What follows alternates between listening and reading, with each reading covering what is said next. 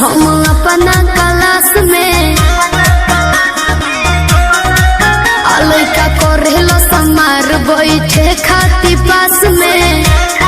हे बाबू बानी सबसे झकास हम अपना क्लास में लइका करेलो समार बैठे खाती पास में। सभे करेला बड़ाई हम केने केने जाई केहू कहे अमर पाली केहू लूलिया।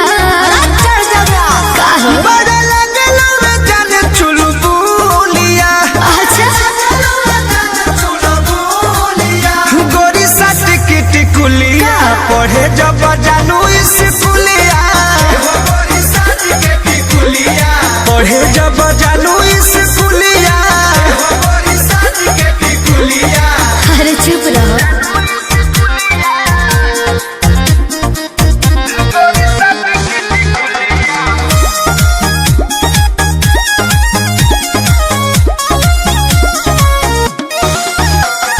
ट्यूशन में मिशन लही कन के बा हमारा बतावे के घड़ी में सभे देखेला समय हमारा जाए आवे के।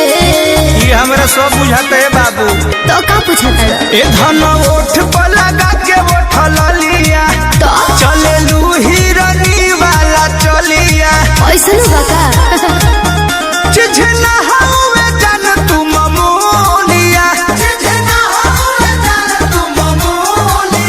मत सट के टिकुलिया पढ़े जब जानू स्कूलिया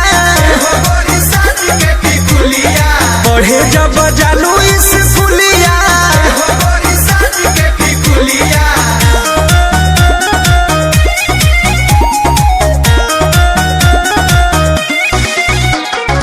म्यूजिक बाय आर्या शर्मा। अरे फेरा में हमारा लागल बाड़े और मध विशाल हो सोनू सुधा कर डेरा पर पूछस हाल चाल हो।